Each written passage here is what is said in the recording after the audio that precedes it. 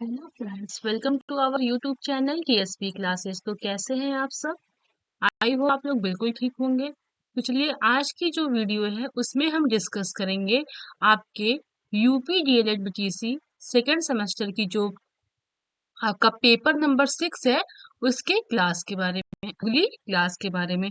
तो जो paper number 6 वो आपका हिंदी है, और हिंदी आपको पता होगा कि 25 मार्क्स का होता है। तो चलिए, आज जो है हम चैप्टर 5 पढ़ेंगे। इसके पहले हम चैप्टर 1, 2, 3, 4 कंप्लीट कर चुके हैं। अगर आप लोगों ने नहीं देखा है तो चैनल पे जाइए और प्ले लिस्ट में आप जाके चेक करेंगे तो वहां पे आपको सारी क्लासेस मिल जाएंगी, वो भी सारे सब्जेक्ट की।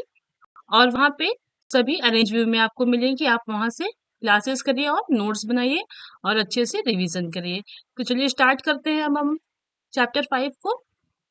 चैप्टर 5 में जो है हम पढ़ेंगे गद्य पद में जो है शब्दों और ध्वनियों को समझना। ठीक है, ये हमारा चैप्टर का नाम है। तो देखिए, स्तर के अनुसार गद्य पद्य में शब्दों और ध्वनियों को समझना। स्तर के अनुसार क्या समझते हैं कि जैसे जैसे बच्चे एक क्लास से दूसरी क्लास में जाएंगे तो उनका लेवल क्या होगा, बढ़ता जाएगा। तो उसके अनुसार क्या करेंगे, गद्य और पद्य के शब्दों और ध्वनियों को क्या करेंगे, हम समझेंगे। ध्वनियों ध्वनियों, शब्दों एवं वाक्यों की समझ बच्चों में विकसित करते समय निम्न बातों का ध्यान देना चाहिए, जिससे बच्चों का विकास अच्छे से हो सके। मतलब जब आप किसी बच्चे को पढ़ा रहे हैं तो सबसे पहले उसमें क्या आप ध्यान दीजिए कि ध्वनियों पे, शब्दों पे और वाक्यों की समझ, मतलब बच्चों में वाक्य की समझ कैसे बन रही है। तो इन सब चीज को ध्यान देने के लिए क्या-क्या पॉइंट है वो हम देखते हैं, और कैसे बच्चों का विकास अच्छे से हो सके उसको हमें कैसे ध्यान देना है वो देखते हैं। तो फर्स्ट पॉइंट है आपका भाषा के उच्चारण पर ध्यान देना। जैसे कि कोई बच्चा है, अगर आप उसको हिंदी पढ़ा रहे हैं और उसका उच्चारण गलत है और आप उस पर ध्यान नहीं दे रहे हैं, आप उसको बता नहीं रहे हैं कि यहाँ तुम गलत बोल रहे हो, उसको सुधार करो, तो क्या होगा कि वह अगर अगली क्लास में जाएगा तो उसको वहां पे वो परेशानी होगी। इसीलिए कहा जाता है कि बच्चों के उच्चारण पर ध्यान देना चाहिए। फिर देखिए सेकेंड, ध्वनियां स्पष्ट हो, मतलब कि जैसे क ख जो पढ़ रहे हैं उसकी जो ध्वनि है वो क्या हो, बिल्कुल स्पष्ट हो। थर्ड है आपका भाषा में सरलता और मधुरता हो, मतलब जैसे बच्चा कोई अगर कविता या कहानी पढ़ रहा है तो क्या हो, भाषा सरल हो और एकदम अच्छे से, मतलब कि जैसे कहानी का उद्देश्य है या जिस भी, मतलब जिस भी स्टोरी वो टॉपिक पे बना हुआ है उसको उसी हिसाब से टीचर क्या करे, पढ़ाएं, ताकि बच्चे उस चीज को फॉलो कर पाए। फोर्थ है आपका शब्दों और वाक्यों में विराम चिन्हों का ध्यान दिया जाए। जैसे आप लोग को अच्छे से पता है, अगर आप लोग हिंदी में या इंग्लिश में कोई भी सेंटेंस लिखते हैं, वहां पे सबसे ज्यादा जो है मेन क्या होता है, विराम चिन्ह होता है। अगर कहीं पे भी आप कुछ भी विराम चिन्ह गलत लगा देंगे तो उसका अर्थ क्या हो जाएगा, बिल्कुल विपरीत हो जाएगा। इसीलिए क्या कहा जाता है कि शब्दों और वाक्यों में विराम चिन्हों का ध्यान दिया जाए। जैसे रोको मत जाने दो। ठीक, ये हो गया आपका एक सेंटेंस। ठीक, ये आपका कॉमा है, ये आपका पूर्ण विराम है, मतलब इसमें कहा जा रहा है रोको मत जाने दो। ठीक, अब देखिए सेम इसी वाक्य को हम लिखेंगे, लेकिन जैसे ही हम विराम चिन्ह लगाएंगे उससे क्या होगा, आपके उस वाक्य का अर्थ तुरंत बदल जाएगा। देखिएगा, ये है आपका सेकंड, रोको, रोको कॉमा मत जाने दो। ठीक है, सेम सेंटेंस है, सेम शब्द है, बस आपका एक कॉमा का डिफरेंस है। इसमें रोको मत के बाद जो है कॉमा लगा, विराम चिन्ह लगा और लिखा है जाने दो, यानी रोको मत जाने दो। और इसमें जो है रोको के बाद कॉमा लगा, फिर लिखा है मत जाने दो, मतलब रोको, उसको रोक लो और मत जाने दो।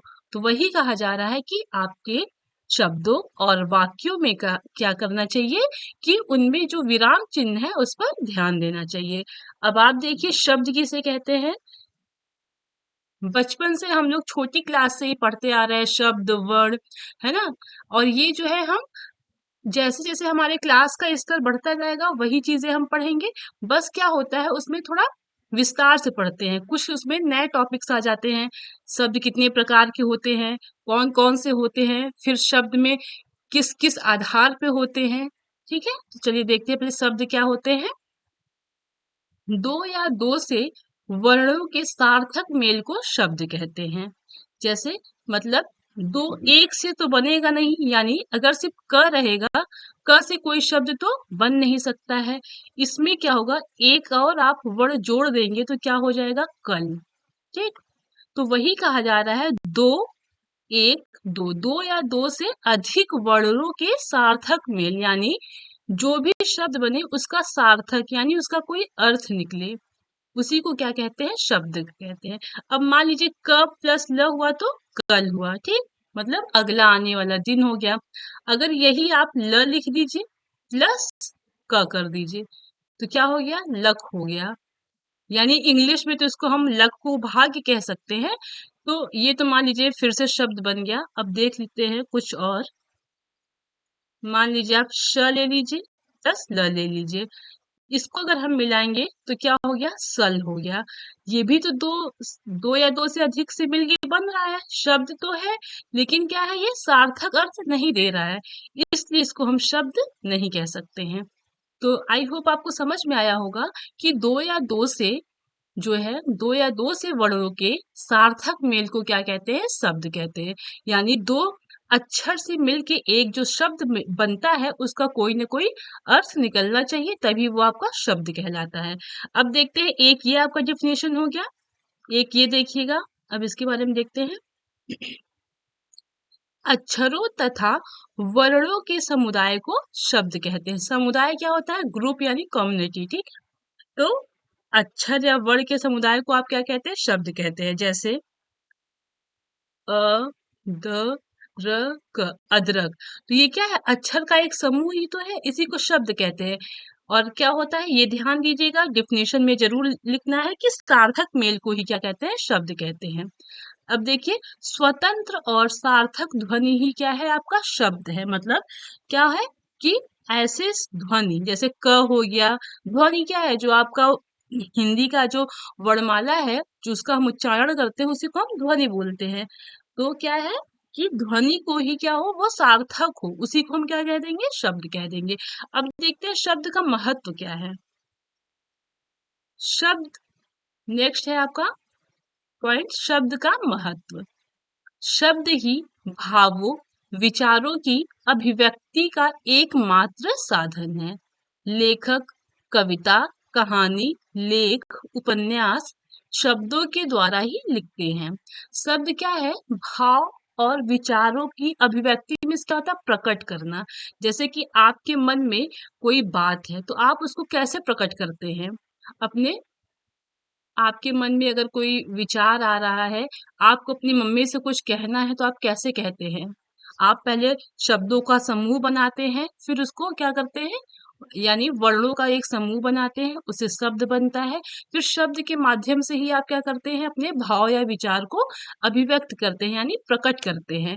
तो वही कहा जा रहा है कि शब्द ही सिर्फ क्या है, एकमात्र साधन है जो कि क्या करता है, हमारे भाव को, हमारे विचार को जो है दूसरों तक पहुंचाता है। ठीक है, लेखक जो होते हैं वो अपनी कविता, कहानी, लेख, उपन्यास किसके द्वारा लिखते हैं, शब्दों के द्वारा।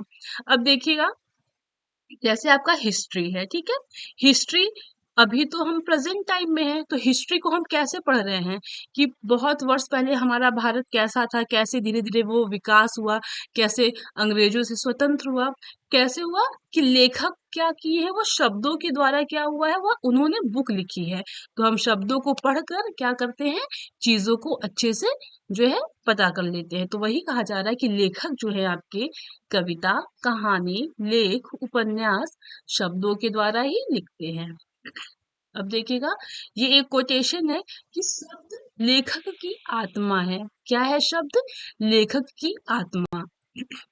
लेखक क्या होते हैं? सिर्फ बोलेंगे ही तो थोड़ी ना वो विकास होगा उनके किसी चीज का। लेखकों का जो बुक होता है, वो चाहे रहे ना रहे, उनकी बुक क्या होता है, हमेशा के लिए वो विकास में रहता है। मतलब सब लेखक चाहे मतलब उनकी डेथ हो जाए या वो दुनिया में नहीं रहे, तो भी क्या करते हैं इंसान, बुक के माध्यम से उनके बारे में अच्छे से पढ़ लेते हैं। तो वही कहा जा रहा है कि शब्द जो होता है वो क्या होता है, लेखक की आत्मा होती है।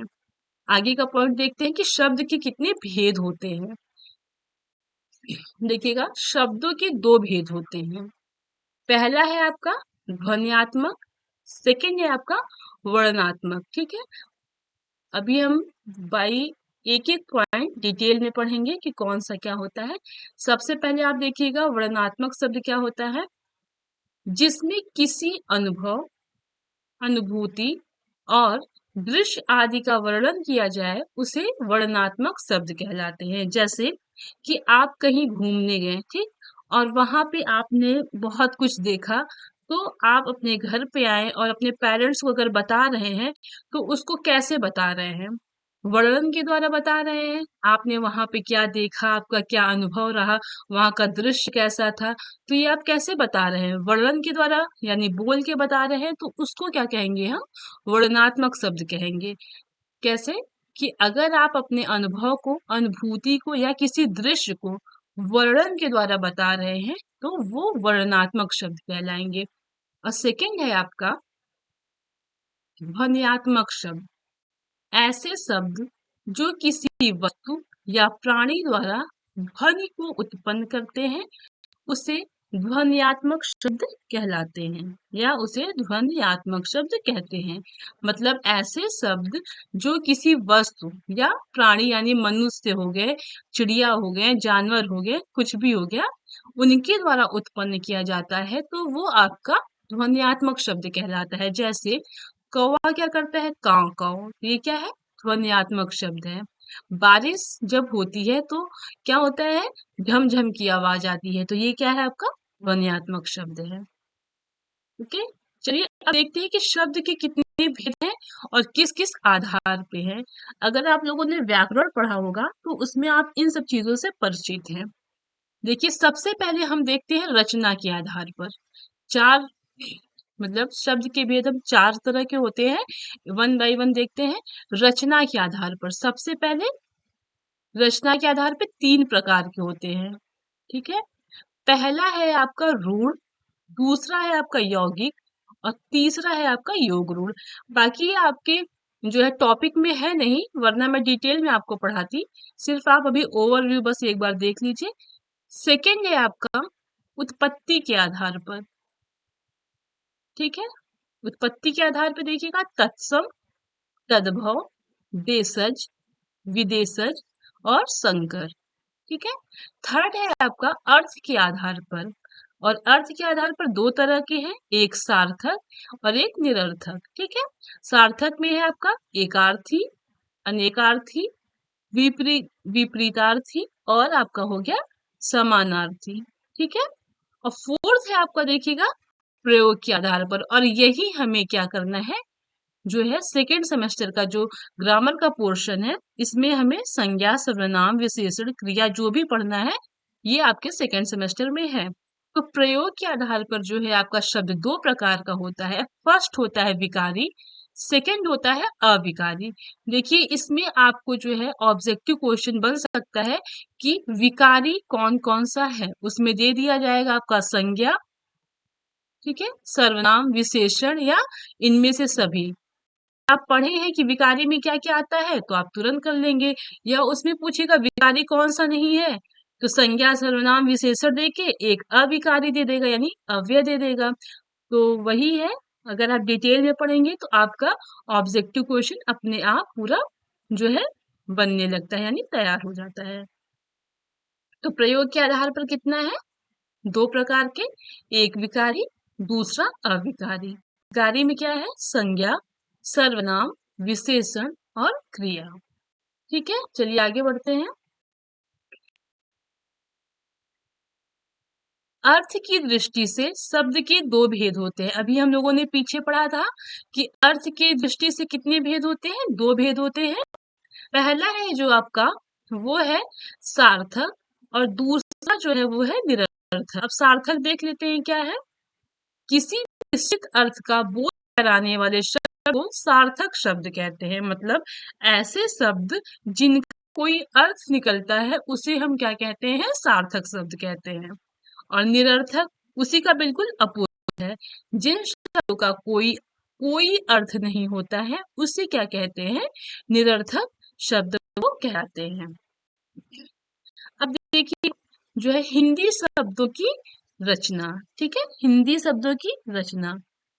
हिंदी शब्दों की रचना उपसर्ग और प्रत्यय से मिलकर होती है। यानी जो आपका हिंदी का शब्द है उसका रचना, उसका निर्माण या वह कैसे बनता है। तो हिंदी शब्दों की जो रचना होती है वो आपके उपसर्ग और प्रत्यय से मिलकर बनता है। एक बार देखिए उपसर्ग क्या होता है, जो शब्द के पहले लगते हैं, और जो प्रत्यय होता है वो शब्द के बाद में लगते हैं। इसके बाद वाली जो आपका चैप्टर है उसमें हम उपसर्ग और प्रत्यय ही पढ़ेंगे। ठीक, जैसे कि उपसर्ग और प्रत्यय से शब्द का निर्माण होता है। आगे देखते हैं हम विराम। ठीक है, अब देखते हैं विराम चिन्ह क्या है। विराम मीन्स क्या होता है, यानी रुकना या आराम करना या ठहरना या विश्राम करना। और चिन्ह मीन्स क्या होता है, प्रतीक, निशान या संकेत। ठीक, देखिए वाक्य को लिखते तथा बोलते समय बीच में कहीं थोड़ा बहुत रुकना पड़ता है, जिससे भाषा स्पष्ट, अर्थवान एवं भावपूर्ण हो जाती है। क्या है आपका ये विराम चिन्ह, कि वाक्य को जब आप लिखते हैं या बोलते हैं उसमें क्या होता है, कहीं कहीं कहीं थोड़ा बहुत रुकते हैं, और उससे क्या होता है कि आपका भाषा स्पष्ट हो जाता है, अर्थ निकलता है और भावपूर्ण हो जाता है। जैसे अभी मैंने आपको एग्जाम्पल दिया था, रोको मत जाने दो, रोको मत जाने दो। ठीक, तो लिखित भाषा में इस ठहराव को दिखाने के लिए कुछ विशेष प्रकार के चिन्हों का प्रयोग करते हैं, इन्हें ही विराम चिन्ह कहते हैं। विराम चिन्ह किसे कहते हैं, फिर से देख लीजिएगा। वाक्य को लिखते तथा बोलते समय बीच में कहीं थोड़ा बहुत रुकना पड़ता है, जिससे क्या होता है, भाषा स्पष्ट, अर्थवान एवं भावपूर्ण हो जाती है। लिखित भाषा में इस ठहराव को दिखाने के लिए कुछ विशेष प्रकार के चिन्हों का प्रयोग करते हैं, इन्हें ही क्या कहते हैं, विराम चिन्ह कहते हैं। ठीक है, चलिए देखते हैं। भावों और विचारों को स्पष्ट करने के लिए जिन चिन्हों का प्रयोग वाक्य के बीच या अंत में किया जाता है उन्हें विराम चिन्ह कहते हैं। सेम वही चीज है। आगे देखिए, यदि विराम चिन्ह का प्रयोग न किया जाए तो अर्थ का अनर्थ हो जाता है। जैसे कि वही एग्जाम्पल है जो मैंने आपको दिया है। देखिए, रोको मत जाने दो। ठीक, फिर क्या है, रोको मत जाने दो, फिर रोको मत जाने दो। वही कहा जा रहा है कि अगर विराम चिन्ह का प्रयोग ना किया जाए तो क्या होता है, अर्थ का अर्थ, यानी उस वाक्य का अर्थ अलग ही निकलता है। जो आप कहना चाहते हैं, अगर आप उस वाक्य में विराम चिन्ह का यूज नहीं करेंगे तो क्या होगा कि आप कहना कुछ चाहते हैं और उसका अर्थ कुछ और निकल रहा है। अब देखिए विराम चिन्ह कितने प्रकार के हैं। हिंदी में प्रचलित प्रमुख विराम चिन्ह है, कितने हैं ध्यान से देखिएगा। सबसे पहले है आपका पूर्ण विराम। ठीक, पूर्ण विराम का सिंबल देख लीजिएगा, इस तरह का है। फिर सेकंड है आपका अल्प विराम, ये है अल्प विराम। अर्ध विराम देखिएगा थर्ड, ये इस तरीके से होता है अर्ध विराम। प्रश्नवाचक चिन्ह या प्रश्न सूचक, ये इस तरीके से बनता है।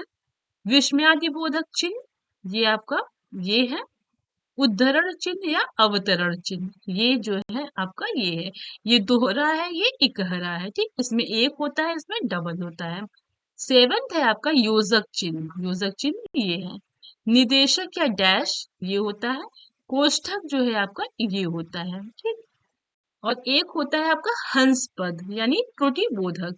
जब आप वाक्य में कोई शब्द भूल जाते हैं तो ये हंस पद लगा के ऊपर लिख देते हैं।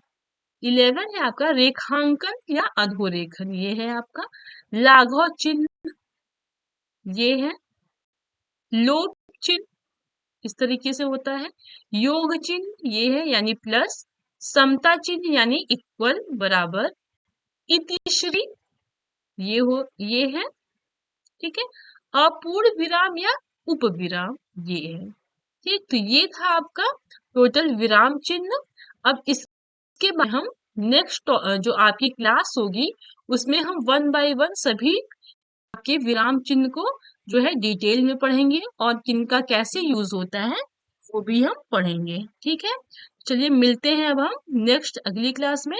तब तक रिवीजन करते रहिए। अगर चैनल पे नए हैं तो चैनल को लाइक करिएगा, शेयर करिएगा और सब्सक्राइब करिएगा। Okay, thank you.